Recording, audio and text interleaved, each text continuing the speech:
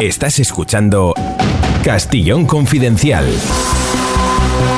Aquí estamos, gracias por seguirnos en este podcast. Leemos cada mensaje que recibimos. Otra cosa es que podamos responderlos a todos, pero se agradece a través del canal de YouTube. Suscribíos, por favor, cuantos más mejor. A través de iVoox, que es nuestra matriz, ahí tenéis contenido exclusivo cada jueves por una pequeñísima aportación que nos hace seguir siendo libres. Y los amigos de Spreaker, un beso fuerte.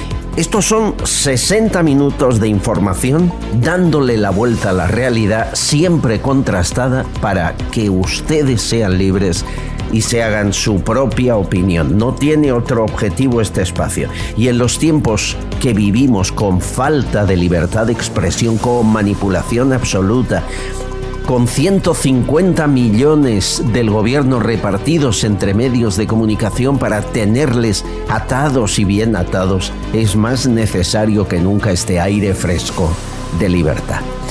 Bienvenidos, empezamos. Estás escuchando Castillón Confidencial. Miren, hay una izquierda y otra. Hay una izquierda, antes era socialdemócrata, ya no existe, no hay ningún partido socialdemócrata en España. Ahora solo hay extrema izquierda.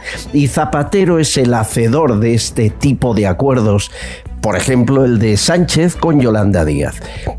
La persona que está detrás para que la extrema izquierda siga unida en España es José Luis Rodríguez Zapatero, que sigue viviendo de la extrema izquierda en infinidad de países de toda Europa. La misma extrema izquierda a la que pertenece Alberto Garzón, ministro de Consumo, que en un año será eurodiputado de Yolanda Díaz. Y mientras tanto, ¿qué va a hacer? Año sabático. Claro, cobrando 60.000 euros en 14 pagas, que es lo que le corresponde como exministro, pues ¿para qué trabajar? ¿No? ¿Para qué trabajar? Por cierto, ¿alguien recuerda una imagen de Alberto Garzón sentado en el banquillo del Congreso respondiendo preguntas de algún diputado? ¿A qué no? ¿Saben qué hacía cada vez que habían preguntas para él en el Congreso? La noche antes le mandaba un correo a Meritxell Batet poniendo una excusa para no ir. No fue prácticamente nunca. Así podremos seguir con esta izquierda caviar que le encanta trabajar poco y figurar mucho y esquivar preguntas. Lo que van a oír es propio de la peor de las dictaduras, y hablaban del plasma de Rajoy. Escuchen a Yolanda Díaz en Estado Puro. Podemos está diciendo que espera que Sumar reflexione y todavía haya tiempo para que se pueda levantar el veto a Irene Montero y pueda ir en las listas. ¿Eso es posible? Lo que le quiero decir es que España estaba pidiendo un gran acuerdo y lo hemos hecho. Lo hemos hecho por nuestro país. Quiero dar las gracias a todas las formaciones políticas. Como no responde, hay más compañeros. Es que hablemos de sus problemas. El resto creo que no tiene demasiado interés. Ministra, solo para entender lo que ha ocurrido estas semanas, ¿por qué Irene Montero no tiene un lugar en las listas de salida y Yone Belarra en cambio? He contestado a esta pregunta. Permítame que insista esta mañana. Pablo Iglesias decía en la radio que el hecho de que Irene Montero no vaya a las listas es un error, un tremendo error político, y que todavía hay tiempo para cambiarlo. Doy por reproducida esta respuesta, y en la primera de las cuestiones que me formulaba vuelvo a decir lo mismo. España nos está esperando y quiere que hablemos de sus problemas. España nos está, claro, ella sabe de qué quiere España que hablemos y de qué quiere que no hablemos. Así eternamente. Con Yolanda Díaz es imposible que responda una pregunta, jamás lo hace. Claro, por ejemplo, habría que preguntarle ¿por qué votó la ley sí es sí? Y es más, ¿por qué cuando se votó la reforma de la ley siguió votando no a la reforma? Es decir, que quede como está y sigan saliendo hasta llegar a los 3.000 violadores a la calle. Esas preguntas no las responde. Yolanda Díaz no está para responder preguntas, está para gobernar España y empezar por arriba. Bienvenidos, esta izquierda caviar la vamos a diseccionar hoy. No ha muerto, ¿eh? No, tranquilos. Tiene larga vida porque está bien regada con dinero público. Estás escuchando Castillón Confidencial. Pide Taxi, la mayor flota de taxis de España. La rapidez y calidad del servicio está garantizada. Sigues el trayecto del taxi que has pedido sobre el mapa hasta que llegue a recogerte. Infórmate en pidetaxi.es y descárgate su aplicación. Garantizan el precio máximo de tu trayecto y puedes pagar con su aplicación con total seguridad. Descárgate la aplicación de Pide Taxi. El debate sobre la muerte del policía nacional de 40 años en Jaén, en Andújar, sigue vivo. Hay policías que tienen más miedo al juez que les pueda caer si disparan que a disparar a un atacante. Y a la vez, ¿por qué no llevaba una Taser? Bueno, la pistola eléctrica. En Madrid, por ejemplo, la Policía Nacional dispone de 85 pistolas Taser. Solo 85. En total, 658 agentes en toda España han realizado el curso y hay casi 1.200 pistolas Taser para repartir, pero siguen a la espera de ser repartidas. La burocracia, el papeleo, Marlaska las prometió hace más de 2 años y ahí están esperando. Nos amplía información Serafín Giraldo, inspector de policía, portavoz de H50. Hola. Muy buenas, Albert. Hoy tenemos que hacer varias reflexiones sobre lo ocurrido en Andújar, en Jaén. Porque bien, es verdad que han convertido en héroe al compañero fallecido. Un abrazo, por cierto, para toda su familia. Pero es que no vale tener héroes. Lo que vale tener policías sanos y bien respaldados por leyes, por legislación y sobre todo por jueces. Mira, los policías llevamos tatuados en el cerebro no disparar, y eso es algo que la sociedad tiene que cambiar y los policías tenemos que cambiar. El miedo nos mata y nos da más miedo el juez que el propio delincuente. En las imágenes que vemos en la actuación policial en Andújar, vemos cómo el policía, el compañero, se retira, se echa hacia atrás, busca espacio, quiere ganar tiempo y quiere ganar espacio. Mira, si una persona se acerca con un cuchillo con intención de matarte, es que no tiene que haber la más mínima duda. Esa persona tiene que ser neutralizada. Ya no vamos a entrar ahora en si necesitamos pistolas Taser, si no necesitamos pistolas Taser, si son más efectivas, si son menos efectivas y demás.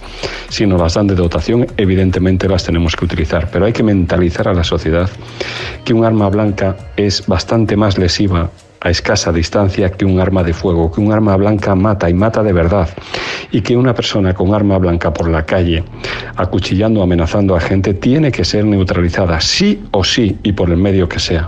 Y que si una persona con un arma blanca se acerca a un policía o cualquier otro ciudadano, no sabemos con qué intenciones, pero desde luego buenas no lleva. A esa persona tiene que ser neutralizada y la sociedad tiene que mentalizarse de esto. Y esto es importante. Tenemos protocolos policiales de actuación que hablan de principios de congruencia, de oportunidad, de proporcionalidad. Yo no sé lo que es eso. Yo lo único que sé es que un policía tiene que tomar una decisión en 10 segundos.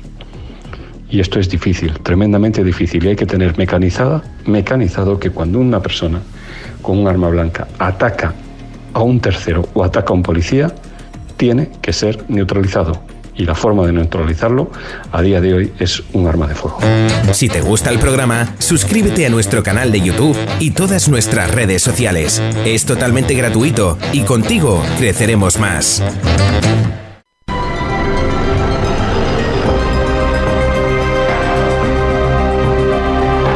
Estás escuchando Castellón Confidencial.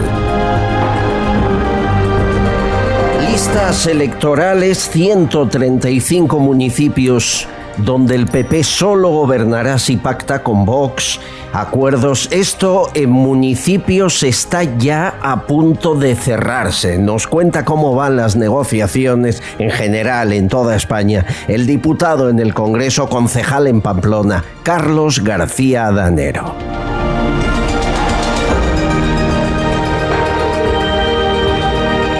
Hola, Albert. Pues ahora estamos viendo en las listas electorales cómo Pedro Sánchez intenta colocar a todos los suyos, ya viendo que se va a dar un batacazo electoral y lo que está haciendo es haciéndose fuerte, en este caso en el Congreso y en el Senado. Y sí que llama la atención todos estos varones, lo dignos que se han puesto ahora, cuando lo que estaba en juego eran los puestos de compañeros suyos en el Congreso, y sin embargo les ha dado igual todo lo que ha pasado hasta hoy. O sea, ellos no han levantado la voz ni por los acuerdos con Bildu, ni por el acercamiento de presos, ni por el blanqueamiento, ni por la malversación, ni por la sedición, ni por la ruina de España, ni con los acuerdos de Podemos, ni con la ley del sí es sí. Con todas esas cosas no han dicho nada. Solo han levantado la voz cuando les han quitado de las listas, lo cual pone en evidencia que lo que les preocupa desde luego no son los problemas de los españoles, sino su propia situación personal. Por otro lado, vemos a Yolanda Díaz ahora pues atacando y queriendo echar a los leones a su compañera Irene Montero, cuando ella es absolutamente partícipe de todos los desaguisados que ha hecho Irene Montero. Ella ha apoyado todo, lo ha alabado en varias ocasiones y desde luego, por ejemplo, en la ley del solo sí es sí, votó a favor de la ley, la defendió con uñas y dientes, pero es que cuando se modificó, ella votó en contra de la modificación. Por lo tanto, tan culpable es Irene Montero como la propia Yolanda Díaz. Y por otro lado tenemos ahora la constitución de los ayuntamientos después de las elecciones del 28M, y yo creo que lo normal y lógico, aunque las negociaciones siempre son difíciles, es que en la mayoría de los ayuntamientos de España pues gobierne el centro derecha. Yo creo que el Partido Popular y Vox llegarán a acuerdos en los diferentes ayuntamientos y por lo tanto serán ayuntamientos gobernados, en este caso, por el centro derecha. Estás escuchando Castellón Confidencial. Me van a permitir, antes de seguir con la actualidad, ayer Rodríguez Zapatero estuvo en la COPE con Herrera, muy desatado en todos los sentidos. No se sentía culpable de nada, no creía que Sánchez fuese un mal presidente.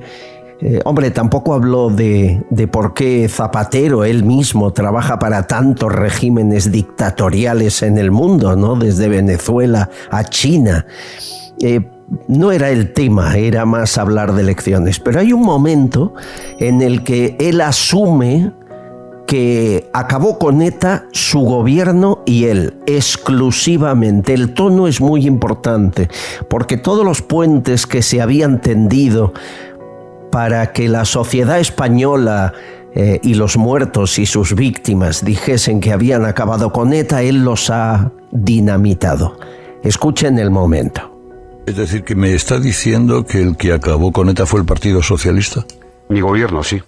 Mi gobierno, sí lo digo. Bajo mi gobierno se terminó ETA, se entregó ETA, se rindió ETA. Sí, lo digo y lo afirmo. Y lo sé. Lo sé seguramente. Permítame que a estas alturas ya de los años que han pasado, creo que puedo ser la persona que más datos tenga, que más información atesore y que más conozca. Sí, fue bajo mi gobierno, en una doble estrategia, por supuesto de autoridad democrática y de acción política, donde el diálogo y la palabra tuvo que ver cuando el ETA se entregó. Cuando ETA se entregó. Y eso, oiga, derrotada por las fuerzas de seguridad del Estado, pero la historia los va a gobiernos costar así, de la a no ser democracia. que también ahora se intente borrar los hechos más evidentes de la historia. Sí, pasó con mi gobierno, no pasó con el gobierno de Aznar ni con otros gobiernos, o el de Felipe González o de Rajoy. Pasó. ¿Lo reivindico? Sí. ¿Me siento orgulloso? Extraordinariamente. Maite Araluce es la presidenta de la Asociación de Víctimas del Terrorismo, la más antigua asociación de víctimas del terrorismo del mundo. Maite, bienvenida, buenas tardes, ¿cómo estás? Hola, buenas tardes. Bien. Cuando escuchas esto, ¿qué sientes? ¿Qué pasa por tu cabeza? Bueno, no sé, el ego que tiene esta persona, no sé cómo entró en la radio con su ego, porque es para no caber en ningún lado. Bueno, pues es impresionante. Parto de la base de que pienso que ETA ha sido derrotada policialmente. Eso sí, por las fuerzas y cuerpos de seguridad del Estado.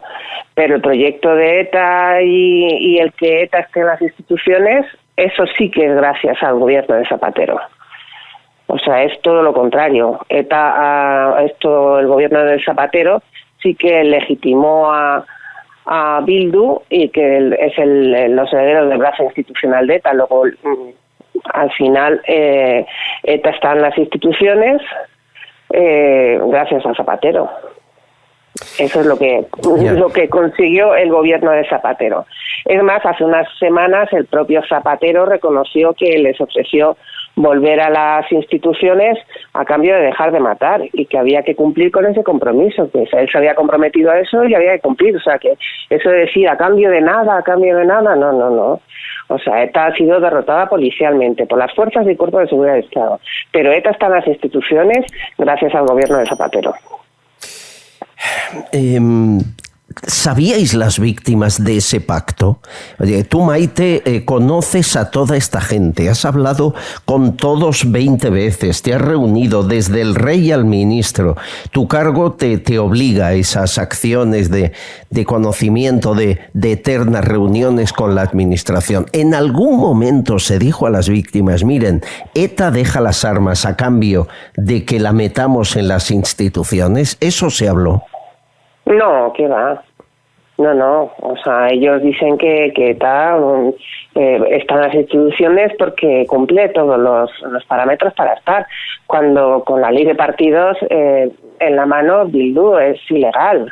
O sea, es que incumplen absolutamente todo lo que las líneas rojas que les pusieron cuando los legalizaron otra vez. Entonces, a nosotros no nos dijeron nada, pero bueno, es que no hay que ser muy listo para entender qué es lo que pasa y para saber que ha habido esas conversaciones y para saber cómo les están poniendo,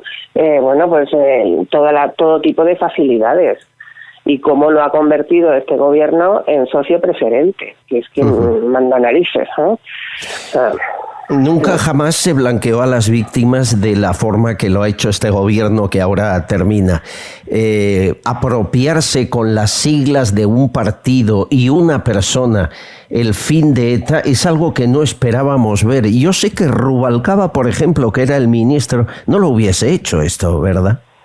No, yo creo que Rubalcaba era, entre otras cosas, más listo, creo yo, esto, porque es que arrogarse esto es de verdad de tener un ego tan grande que es que le da igual todo. O sea, nadie medianamente listo en este país entiende que por supuesto el gobierno de Zapatero no ha acabado con ETA, ha sido gracias a todos los gobiernos y sobre todo ha sido derrotado policialmente por las fuerzas y cuerpos de seguridad del Estado, pero ETA está más viva que nunca.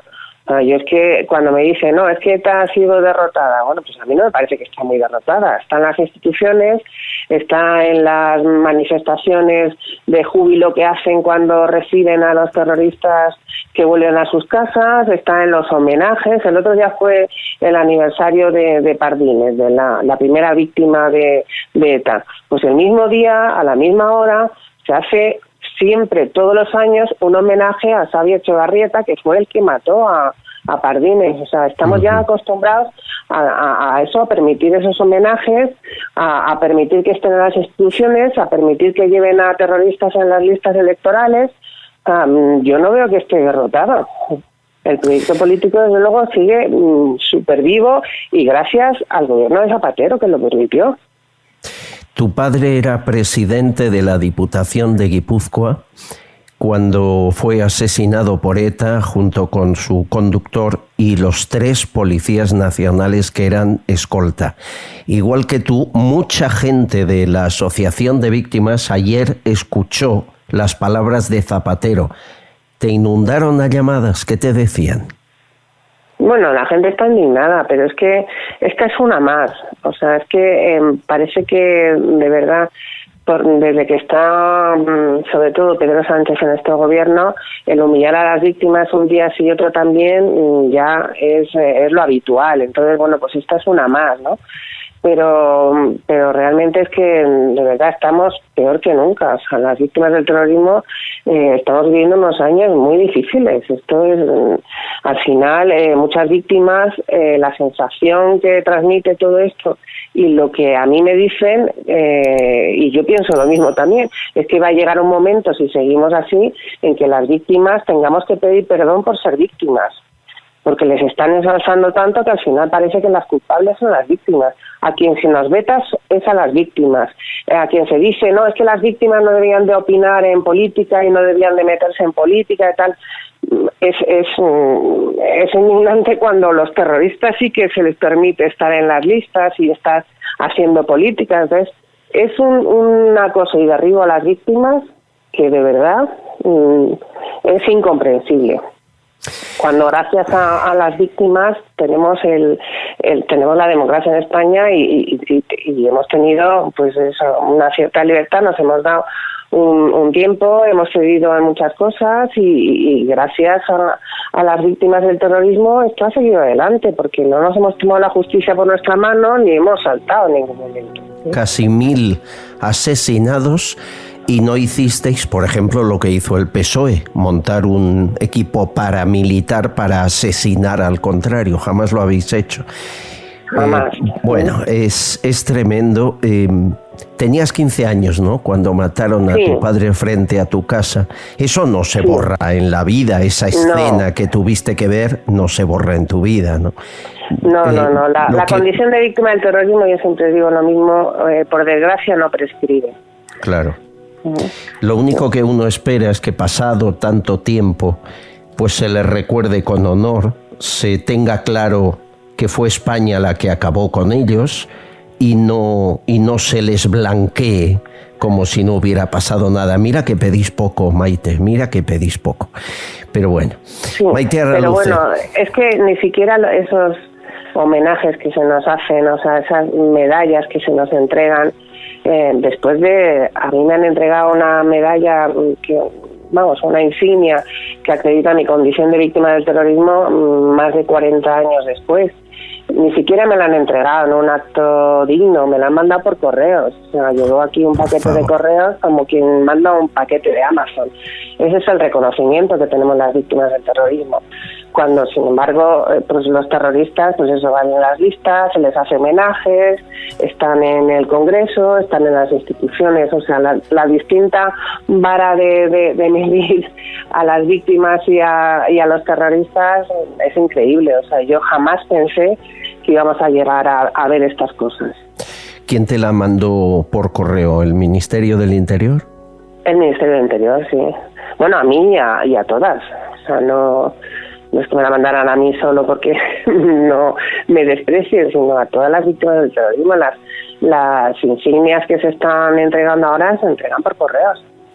Te llega un paquete, pues eso, como si fuera un paquete de Amazon que has pedido lo que sea, ¿sabes? Pues lo mismo. Tremendo, te llega una medalla que te da ganas de decirle, mira, la devuelve y que se la queden, ¿sabes? Porque después de más de 40 años de sufrimiento, que te reconozcan la condición de víctima del terrorismo de esa manera, pues realmente es humillante. Maite Araluce es presidenta de la Asociación de Víctimas del Terrorismo. Un beso inmenso. Sabes que la sociedad está con vosotros. Muchas gracias. Muchísimas gracias. Gracias, Albert. Un abrazo. Nacho Fuster Fabra, como antes les decía, además de profesor de Derecho y abogado penalista, es abogado de víctimas del terrorismo y de policías y fuerzas y cuerpos de seguridad del Estado. Bienvenido de nuevo, buenas tardes, Nacho. Ahora hablamos de lo que acaba de decirnos Maite Araluce. Miguel Ángel Lezcano, ya le conocen, fue vicealcalde de Alcalá, pero es guardia civil y de los que trajo la democracia al cuerpo y se la jugó en los peores años. Miguel Ángel, bienvenido, ¿cómo estás? Hola, ¿cómo estáis? Encantado de estar con vosotros otra vez. Esto de que envíen las insignias como si fuese un paquete de Amazon el Ministerio del Interior, creo que es lo peor que he oído. ¿Te ha ocurrido alguna vez, Miguel Ángel, que te envíen una medalla por correo ordinario? No, ni mucho menos, y además, mira, tengo el gran honor de las medallas que tengo yo por servicios, de que me dieron hace año y pico la medalla a la dignidad de víctimas de terrorismo, que para mí es la medalla más bonita de toda mi profesión. Sí, señor. Y se hace en un acto, y se debe de hacer en un acto, el reconocimiento a las víctimas. Yo, como sabéis, en mi Twitter pongo siempre con las víctimas, y las víctimas merecen un reconocimiento público, merece que no se olvide y merece desde luego el máximo respeto y la consideración de Estado, porque es algo que, vamos, es lamentable, ya no solo que lo reciban por Amazon, sino desde luego el trato que se ha dado a las víctimas durante tantos años. Como si enviaran una pizza, ¿eh? El ministerio envía las insignias. Es una cosa tremenda. Aunque aquí lo grave, Nacho, son las palabras de Zapatero. ¿A qué viene ese reconocimiento tan pasado de vueltas, esa euforia de sí, fui yo? ¿Qué le pasa? ¿Qué ocurre? Bueno, es la indignación que tenemos todos cuando vemos que uno de los presidentes más nefastos que ha tenido España pues decide, y yo creo que siguiendo a Pedro Sánchez, ¿no? Decide que él quiere vanagloriarse y erigirse dentro de los libros de historia como uno de los salvadores de España. Aquí hay un dato, y es que supongo que Lezcano compartirá conmigo la opinión. Los años de plomo de ETA fueron unos años muy duros. La lucha contra ETA fue una lucha muy dura y totalmente desigual, porque ellos jugaban sin reglas y nosotros estábamos sometidos al Estado de Derecho. Fue una auténtica guerra de desgaste, en la cual perdimos muchos hombres, perdimos muchas familias, perdimos niños, mujeres, perdimos muchos compañeros que lucharon contra ETA, y cuando ETA estaba totalmente acorralada, desgastada, no tenía ni un motivo para existir y para seguir adelante, llegó Zapatero y literalmente nos hemos encontrado como se baja los pantalones con los terroristas, y lo que hace es darles todo aquello que estamos viendo a día de hoy. El resultado de lo que tenemos a ETA en las instituciones, a Otegi dando lecciones de moral y dando lecciones de historia, es porque Zapatero se lo puso en bandeja. ETA está totalmente gastada, desgastada y hundida. Estás diciendo, y hablas desde el conocimiento. Totalmente. Luego explicaré todo lo que ha hecho tu bufete y tu gente en la lucha contra ETA, pero me estás diciendo que se le podría haber derrotado de otra forma, sin derechos, ¿no? Estaba prácticamente derrotada. Lo que hizo Zapatero es el inicio de ese blanqueamiento que estamos viendo con Pedro Sánchez. Los blanqueó automáticamente, fingiendo esa entrega de armas, fingiendo esa rendición, porque sabía ETA que ya no tenía motivo de existir, ya no tenía apoyo social, no tenía apoyo institucional, y sobre todo tenía un acoso absoluto por parte de la justicia, de los cuerpos y fuerzas de seguridad del Estado. ¿Y qué es lo que sucede? En ese momento Zapatero ve una alternativa y dice: no, voy a erigirme como el Salvador, y me monto una pantomima, porque es básicamente eso, con la paz, y decido iniciar ese proceso ficticio que nadie nos creímos, y que lo que entendimos años después ha sido que es el inicio del blanqueamiento de personajes tan oscuros y tan ignominiosos como Otegi, que ahora mismo lo tenemos dando lecciones. A ver, yo recuerdo vuestro bufete de abogados con José María Fuster Fabra al frente, juzgando a etarras, siendo amenazado por etarras, mirándole a los ojos diciendo voy a matarte. Estas cosas os han pasado a vuestro bufete. Estaban acabadísimos. Estar en las listas de ETA, saber que en cada juicio te sentabas y te miraban a los ojos diciendo vas a ser tú el siguiente, ¿no? Somos conscientes de ello. Nosotros pasamos el último juicio, ¿no? del inspector Puelles, que fue la última víctima mortal de un atentado directo de ETA. Y claro, después de todas estas vivencias y todas estas experiencias, ver cómo un personaje tan ignominioso como Zapatero y tan oscuro como Zapatero ahora se erija como el Salvador, pues esto obedece a que claramente se está blanqueando el terrorismo a masas forzadas. Qué pena, Lezcano, porque yo estoy pensando en los compañeros tuyos asesinados. ¿A cuántos funerales habrás ido tú de gente asesinada por esta banda? ¿Qué pensarán las familias, estos que reciben la insignia por correo como si fuese un objeto de Amazon, ¿no? ¿Qué estarán pensando? Pues mira, yo te voy a decir que tuvimos, además, los años que estamos hablando, yo estuve 89, 90, 91, y había caído el Donosti, el comando Donosti, el comando Nafarroa, la infraestructura se le pasó al Vizcaya, y luego estuve en los años 92, 96, Ministerio del Interior. Y si se escribiera un libro realmente de lo que pasó, un libro real de todo aquello, sería una auténtica vergüenza. Algún día igual hasta me atrevo a escribir parte de ello. ¿Por qué? Mira, hubo una época en la que nosotros montamos una operación que se llamaba Comando Madrid, y era para buscar al Comando Madrid. Y estuvimos, pues, por todo teníamos diferentes opciones. Además hubo el atentado de Aznar en aquella época, cuando estaba el Comando Madrid. Sí. Me tocó a mí esa mañana justamente de servicio. Y estaban las negociaciones, recuerdo, incluso de Argel. O sea, se llevan negociaciones desde hace siglos. Y el único que ha derrotado a ETA han sido las fuerzas y cuerpos de seguridad del Estado. Nadie más. Amén. Así es. Nadie más. Y mientras que políticos a escondidas de las fuerzas y cuerpos de seguridad del Estado se reunían en hoteles, mientras que nosotros les estábamos buscando en la calle, ellos estaban comiendo tranquilamente y negociando muchas cosas, mientras que moría gente. Es decir, recuerdo el atentado de Vic, o recuerdo muchos en una serie de atentados. Pero mientras políticos de Esquerra, pero también del PP y también del PSOE, se reunían con ellos en salas y en despachos y en hoteles, tú los estabas buscando, ¿no? Esa es la doble vía, ¿no? Por eso te digo que a mí sobre estos temas realmente me da verdadero asco y repugnancia cuando oigo a algunos políticos de uno u otro partido quererse atribuir el tema del terrorismo, el tema de las víctimas de terrorismo, y usarlas como marionetas como nos usaban a nosotros entonces. Nosotros entonces éramos marionetas, teníamos que enterrar a nuestros muertos en silencio. Yo me acuerdo que teníamos comandos, por ejemplo en Algete, yo tuve un par de comandos de Algete, y se nos ordenó liberarlos a la hora y media porque eran miembros de la Mesa Nacional de HB. No me digas. Y luego nos dan lecciones a día de hoy, ¿eh? Y luego vienen a darnos los políticos lecciones, y yo hasta ahora, como siempre he dicho, he sido político temporal, soy político temporal, pero mi profesión es y seré guardia civil. Y lo que han hecho con las fuerzas de seguridad del Estado ha sido un crimen, un asesinato, muchas veces por parte de algunos políticos que sabían lo que estaba pasando y nos estaban mandando precisamente a eso, a que nos asesinaran. Sí, Miguel Ángel, has sido político temporal, pero tu discurso con las víctimas siempre ha sido el mismo. Siempre. Y además, seas guardia civil y tengas el tricornio puesto, seas político.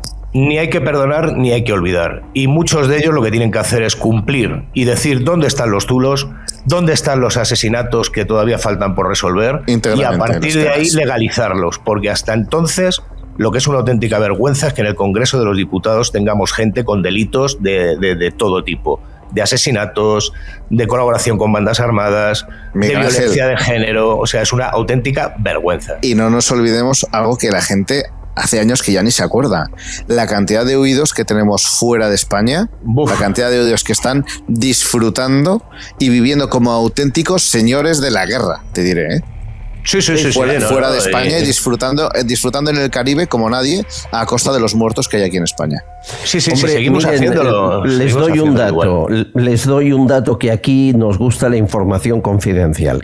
Saben que Zapatero, que se muestra tan eufórico, es asesor de Maduro, ya lo era de Chávez, igual que es asesor de cualquier gobierno comunista de Latinoamérica. Bien, el Pollo Carvajal, el jefe de la inteligencia, cuando está en España y canta ante el juez para que no le extraditen a Estados Unidos, desvela el paradero exacto de 17 etarras protegidos por Maduro en Venezuela, por la narcodictadura de Maduro. 17. Y dice, ¿quiénes son? Por ejemplo, José Arturo Cubillas Fontán, 57 años, mató a 6 personas, Comando Oker. Bueno, pues está viviendo como un rey en un chaletito en Venezuela mirando al mar. Idoia López Riaño, la tigresa, en Venezuela. José Ángel Aguirre en Venezuela. Y así podría seguir. Xavi Urruti Imaz, histórico miembro de la banda, le dieron hasta un cargo en la PDVSA, en la petrolera venezolana, para tenerlo cerca, y tengo fotos de él con la foto de Hugo Chávez en el despachito que le han dado. María Asunción Arana, la viuda de José Miguel Beñarán, otra etarra colocada, por cierto, que le dieron la nacionalidad a esta mujer porque Zapatero se lo pidió a Hugo Chávez. Pedro Viles Escobar, jefe del comando que asesinó al señor de Santurce, el que regentaba un almacén de vinos. Ahí está viviendo como un rey. María Ángeles Artola Echevarría. Bueno, y así podríamos seguir. Sabemos dónde están, sabemos dónde viven. ¿Qué hace Zapatero para que paguen ante un juez español? Nada. Nada, no que le paguen a él. Nada. Lo que está haciendo es que le paguen a él. Claro, es más, lo más posible, lo más probable es que hasta se haya reunido con ellos alguna vez. Seguramente. Me vas a permitir que te diga una cosa, Albert. En su día sabíamos perfectamente también dónde estaban y dónde vivían, ¿eh? Cuidado. ¿Y qué pasó? En su día, que no se nos permitía muchas veces entrar a buscarles, ¿eh? Por orden del Ministerio del Interior. Del que tocase, del partido que tocase. Estaban en esas propias negociaciones, y me estás hablando de Idoia López Riaño, que es una de las mayores sanguinarias que ha tenido ETA, que la buscábamos entonces, de lo que te hablaba del Comando Madrid, estábamos hablando de Aracama Mendía, Urrusolos Istiaga, Idoia López Riaño. Algún día te contaré la historia de cómo se detuvo a esta señora, porque eran de los que les gustaba luego rematar a la gente que estaba en el suelo. Eso es. Cuidado, Albert, te cuento una anécdota de 40 segundos, muy rápida. Por favor. Años 70. Mi padre vivió en los años 70 en Hispanoamérica, y cuando llegó, un poco por prudencia no te diré el país, pero es uno de los que has nombrado, cuando llegó, ¿sabes lo primero que hizo? Y esto viene en relación a lo que dice Miguel Ángel. Localizó él, de motu propio, estamos hablando de un ejecutivo en Hispanoamérica viviendo, durante 10 años que estuvo viviendo, localizó a los etarras que estaban viviendo en aquel país. Y los tenía marcados y decía, tengo la información, sé dónde están. Piensa que españoles en los años 70 en Hispanoamérica era conocido quiénes estaban y quiénes dejaban de estar. Y es lo que dice Miguel Ángel, se sabía dónde estaban, se sabía quiénes eran. Esa incluso los españoles. Tu padre la dio a las autoridades españolas, entiendo. La dio, la facilitó, y esto lo cuenta él siempre. Bueno, ahora. ¿Y pasó algo? Que para descanse. No pasó nada, porque siempre decían, bueno, están localizados, están controlados, hasta ahí. Ya está. Por favor. Hablamos de los años 70, ¿eh? Años 70. ¿Por qué? Porque la gente se concienciaba, la gente colaboraba. Bueno, mi padre además era en su momento antiguo oficial de Infantería Marina, y él lo tenía en la mente, y cuando lo vio dijo, oye, yo tengo localizados a estos tíos, soy un ejecutivo de una multinacional en Hispanoamérica, pero me da igual, o sea, yo colaboro. Y se quedó sorprendido porque dijo, lo sabían, estaban ahí y nadie hizo nada. Es tremendo, ¿eh? Señores, es para enfermar, estarán de acuerdo conmigo. Bueno, me voy a tomar un bichi y vuelvo con otras historias de la actualidad, aquí con invitados de lujo, con mucho que explicar y mucha información que ofrecerles. Bichi catalán, agua transparente, esto sí merece la pena. Añada a su cuerpo posiblemente la mejor agua del mundo y la mejor forma de encontrarse bien, que no le falte en casa. Bichi catalán.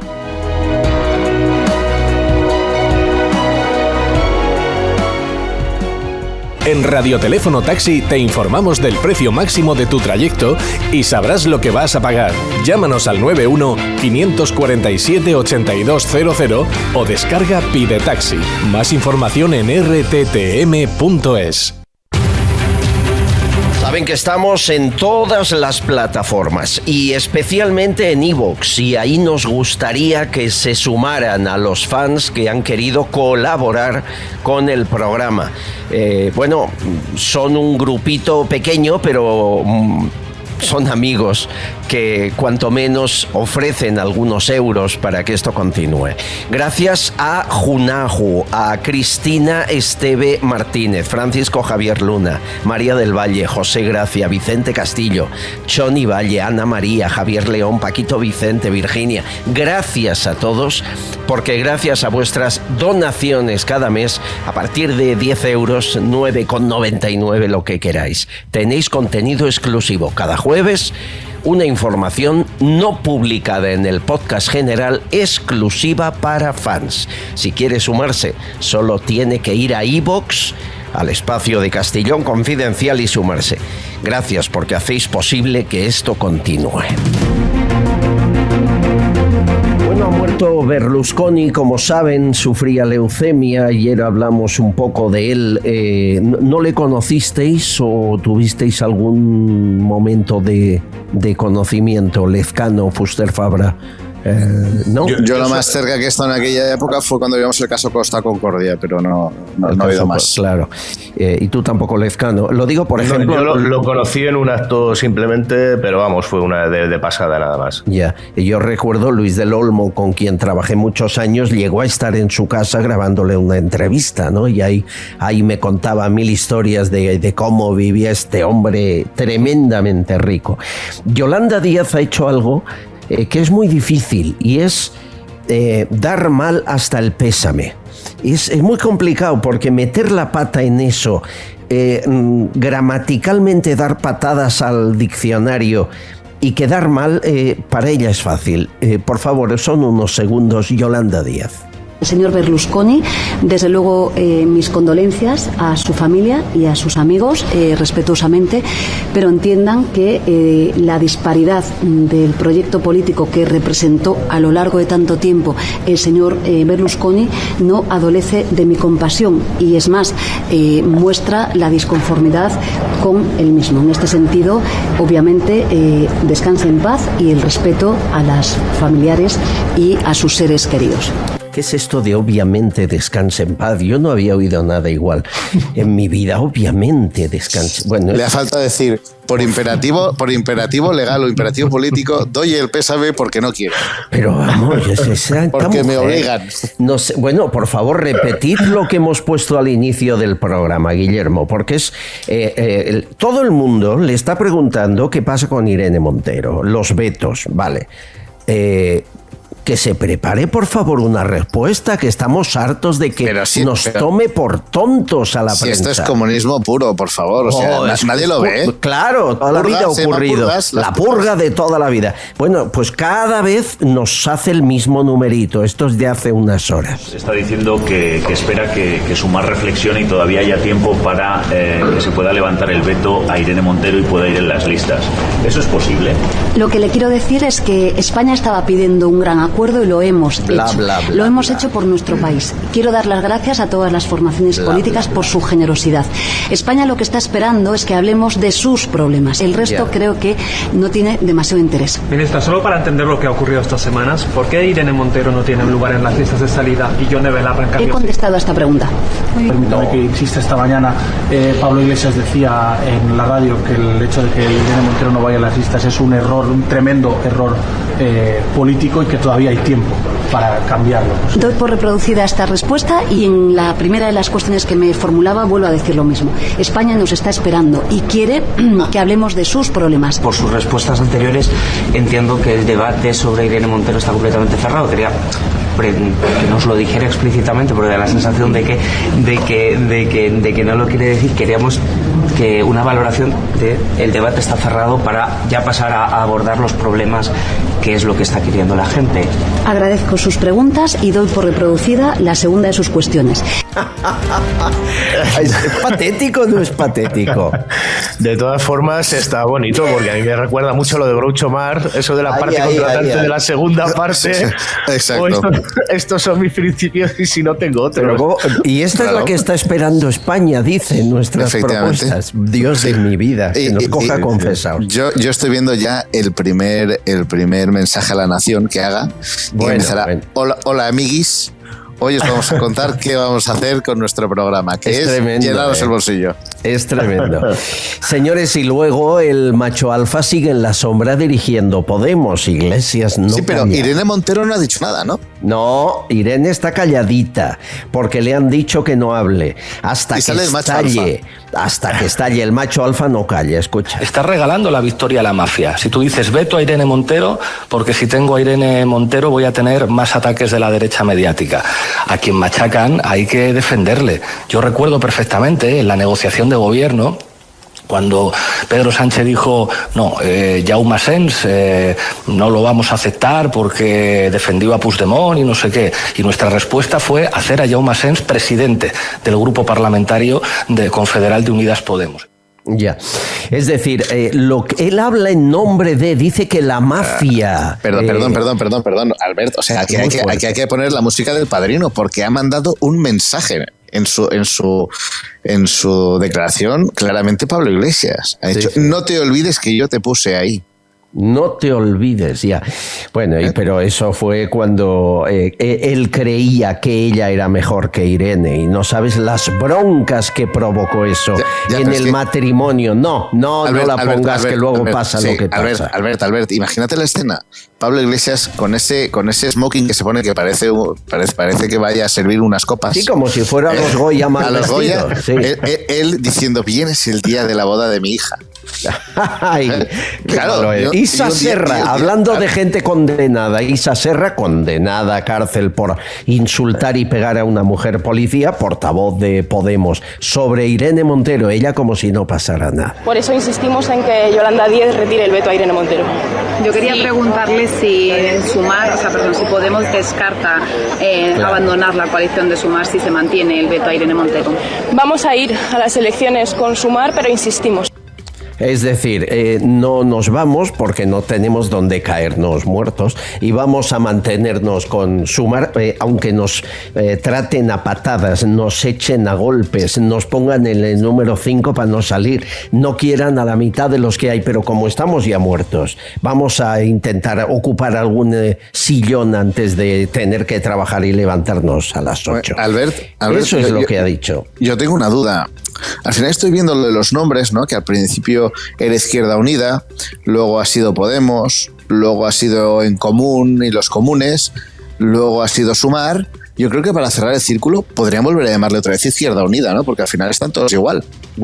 No sabes cómo los oyentes me dicen que en lugar de llamarse Sumamos se llame Sobramos, que no está mal la idea, no está mal. Bueno, izquierda más bien desunida, porque vaya tela. Y de todas formas, que ha hablado, el tal Pablo Iglesias no era un señor que hablaba de ensaladas de hostias o algo así, ¿no? Me parece que era un señor que le gustaba decir esas cosas, ¿no? Sí. Sí, un ilustrado ahí donde lo ves. Sí, estoy recibiendo mensajes, algunos que me llegan al corazón. Dice, o sea que Sánchez no da el pésame al policía muerto estos días en Jaén, y sí dio el pésame a un etarra que se quitó la vida en una cárcel. ¿Alguien me puede explicar por qué no lo ha hecho? Tal cual. Eso es verdad. Es así. ¿Por qué ni un tuit? ¿No tiene esos 500 asesores en Moncloa? ¿No tiene alguien que le diga, hombre, ponga un tuit que está usted en campaña? Fíjense lo que, a referencia de lo que dice este oyente, esto sí lo hizo Sánchez. Me quería referir al caso de Igor González Sola, al preso de la banda ETA, que se suicidó la semana pasada en la cárcel donostiarra de Martutene, ¿no? Y quiero antes que nada decir algo obvio, y es lamentar profundamente su muerte. Lo lamento.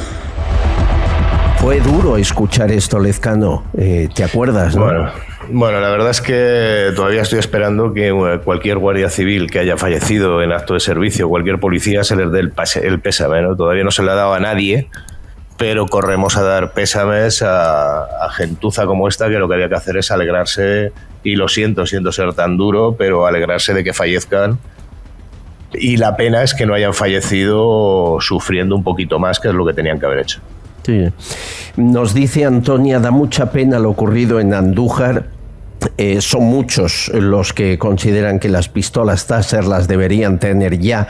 Hemos empezado con Serafín contando que compradas están 1.200, pero entregadas no llegan a un centenar, por ejemplo, en Madrid, por papeleo. Y eso que hay 600 y pico policías que han pasado el curso. ¿Has visto que lleve alguna Taser algún policía cliente tuyo, Nacho? Ninguno. Mira, las Taser la primera y la última vez que las vi fue en Estados Unidos. Sé que son habituales y que las utilizan, y además tienen bastante conocimiento ya de cómo funciona, pero en España nunca, no he visto absolutamente a nadie, y la verdad es que es un arma que yo creo que puede funcionar bastante bien a la hora de prevenir según qué actuaciones, sobre todo hacia los policías y hacia la población en general, por parte de los delincuentes. Me dice si me permitís, en Alcalá de Henares la impuse yo, el Taser, y en Alcalá los policías locales de aquí de Alcalá de Henares llevan Taser desde que entré yo en el equipo de gobierno, con cursos y además con sus cámaras para cada vez que la utilicen quede todo grabado y que vea que no haya un mal uso. Y para mí es una de las armas más efectivas. Me costó mucho ponerla porque te hablan de derechos humanos, pero a la hora de la efectividad en la calle es fundamental el uso de las Taser. qué bien que lo hicieras. Estás dejando en Alcalá un legado magnífico, Lezcano. Dart dice: la sobreprotección al delincuente está llevando a que su actuación frente a la autoridad sea chulesca y agresiva. En cualquier otro país, un hombre armado con cuchillo y martillo, con claras intenciones de atacar y a menos de 2 metros, hubiese sido tiroteado bajo la protección de la ley. Pero claro, en España es difícil. Muchos policías me decían: tengo más miedo al juez que al que me ataca. Pensando textual, es gravísimo esto. Sí. Y esto es porque hay policías que por hacer eso han acabado sin trabajo o suspendidos de empleo y sueldo, ¿no? Sí. Bueno, referente a los pactos, me dicen: ¿qué harán en los 135 ayuntamientos donde sin Vox el PP no gobierna? Uno de ellos Alcalá de Henares, por cierto, Lezcano. Sí. ¿Qué harán esos 135? Me cuentan que Génova ha dicho: en municipales que hagan lo que quieran, en autonómicas ya no. Eso es un lío. Eso es un doble discurso. Yo cada vez que lo escucho es un doble discurso absurdo. O sea, hablar ahora mismo Feijóo, por ejemplo, como está hablando, y hay que ceñirnos a la realidad, de que la lista más gobernada lo haga, sabiendo que Sánchez va a ir a la calle. Lo tiene que hacer también, no solo vale para nacionales, tiene que valer para municipales, tiene que valer para autonómicas y tiene que valer para todo, porque si no la palabra queda en entredicho. Claro. Y yo, si fuera Sánchez, le mandaría el reto de decir, efectivamente, todos, a nivel municipal, comunidad autónoma y nacional, la lista más votada, porque si no... no vale de nada esa palabra, o sea, de verdad es un absurdo. Por cierto, estás notando la huelga de funcionarios, porque me dicen aquí en España no se celebra ni un juicio, está todo parado, pero esto que es... Y hasta el último segundo, Albert. Esto es un drama, porque hay gente que no cobra la pensión, gente que no le llega la ayuda, esto es un drama. ¿Cómo puede durar tanto? Se han encerrado en la sede, han pasado noches enteras. ¿Qué le pasa a Pilar Llop? ¿Que no la dejan negociar? ¿Que no es capaz? ¿Qué ocurre? No, al revés, Albert. Es que eso es lo que pasa, que han hecho un ensayo horror y les ha salido muy bien. Como ha habido consecutivas huelgas a nivel de justicia, justificadas o no, eso yo ya no entro, me parece bien que cada uno ejerza su derecho a la huelga. Pero son conscientes de que cuando llegan elecciones, si se hace huelga y se aprieta, más se saca. Punto, ya está. O sea, esto es un juego de poderes y se ejercita dentro de la legalidad y es normal. Ya, y oye, hoy el Consejo de Ministros, que ha sido un escándalo, claro, porque no se hablaban la mitad de los ministros con la otra mitad, estaba Yolanda Díaz, no se hablaba con Irene Montero, se han tenido que sentar en la misma mesa, claro, pero en cada lado, una en cada lado. Nadia Calviño no hablaba con nadie, ni con Yolanda Díaz, Nadia Calviño no la puede ver.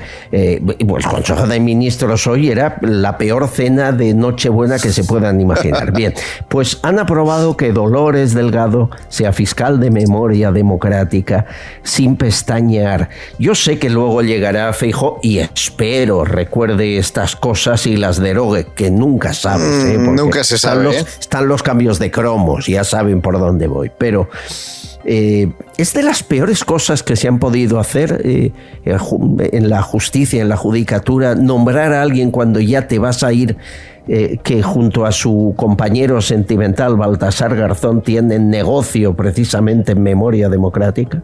Eso es. Bueno, es que no solo hay que ser ético, sino hay que ser estético. Y aquí no hay ni ética ni estética al final. Hemos visto una ministra que, bueno, una fiscal que ha pasado a ser ministra, que luego ha vuelto a ser fiscal general del Estado, que ha vuelto a ser otra vez fiscal de Sela, y de aquí al negocio. Entonces, bueno, yo creo que la desfachatez ya es tan grande que yo creo que en el Consejo de Ministros dicen: oye, mira, no te digo que me lo superes, igualamelo. Y entonces cada vez van haciendo apuestas. Entonces dice: venga, va, a que no hay narices a hacer esto. Y van y lo hacen. Dice: ostras, nadie se ha quejado. Venga, va, sube la apuesta un poquito más. Y la suben, ya está, así da igual. Yo, de todas formas, al ver, a mí me han contado, me han chivado que hoy el problema era ver quién se sentaba a la izquierda de todos los que estaban en el Consejo de Ministros, porque no lo tenían claro. A la izquierda del señor todopoderoso. Virginia dice que está muy de acuerdo contigo en cuanto a las elecciones, la previsión que hiciste el último día que estuviste con nosotros. muchos recuerdos, un estirón de orejas, porque dice que alguien de la tertulia ayer comparó a Bukele al presidente salvadoreño con Hitler, diciendo que era un dictador, y él ha evitado la muerte de mucha gente. Y no tengo ni idea. Sí, y sobre Macarena Olona me dicen que deja un sabor amargo, que es el de la traición, y me lo cuenta Sofía desde Italia. Un beso, Sofía desde Italia. ¿De Bukele le conoces, Nacho? No, pero conozco el país, Albert. Yo tengo la suerte de conocer bastante Hispanoamérica. ¿Es un dictador? No es un dictador, al final es una persona que ha decidido utilizar las armas democráticas que tiene, que es utilizar los cuerpos y fuerzas del Estado y apoyarles, y acabar con un problema, no sin antes haber realizado las mínimas garantías, como es un centro penitenciario y meterlos a todos dentro y perseguir a los delincuentes. Creo que es un paso acertado. Bukele tiene una muy buena opinión en toda Hispanoamérica, y hay muchos países que están deseando que haya otro Bukele diciendo: acabemos con la delincuencia. No nos olvidemos que en Sudamérica y en Centroamérica la vida para este tipo de personas es cero. Y es preferible a veces o sea, los delincuentes prefieren matarte porque un muerto no se resiste a que le roben. Este oyente nos decía: logrado pasar de 100 asesinatos al día, estar durante meses sin ni un solo asesinato. Bueno, señores, opiniones. Aquí no nos gusta la opinión única, nos gusta la opinión diversa. Y os agradezco mucho a los dos que seáis como yo. Miguel Ángel Lezcano, guardia civil, ex vicealcalde de Alcalá. ¿Dónde te encontramos en un futuro? Quiero saber por dónde tira tu vida profesional. Digamos que ahora mismo me estoy tomando un tiempo para la familia. Llevo 12 años sin verla y me han venido ya demasiadas ofertas. Ahí estoy valorando, pero de momento prefiero un tiempo, aunque sea un poco de relax, un mes, un par de meses por lo menos, que pueda disfrutar de 12 años que llevo sin familia. Y luego pues valoraré, no descarto volver a seguir en política, no descarto absolutamente nada ahora mismo, y bueno, tendré que valorar a ver hacia dónde tiro. Y cuando lo valores y lo decidas... Siempre será, desde luego, con la razón. Primera entrevista aquí. Desde luego, cuenta con ello. Un abrazo, Miguel Ángel. Nacho Fuster Fabra, un gusto tenerte con nosotros. Gracias, amigo. El placer es mío, un abrazo. Aquí la información confidencial de hoy, cada día, de lunes a viernes, aquí la tienen, y los jueves además con un añadido exclusivo para los que se suman en iVoox a este proyecto. Gracias Spotify, Spreaker, todas las plataformas que nos ayudan a seguir. Mañana volvemos a Gran Vía Radio Barcelona, Bon Radio en Benidorm, a Radio Montaña Leonesa y a su casa. Un abrazo, gracias por querer estar bien informados.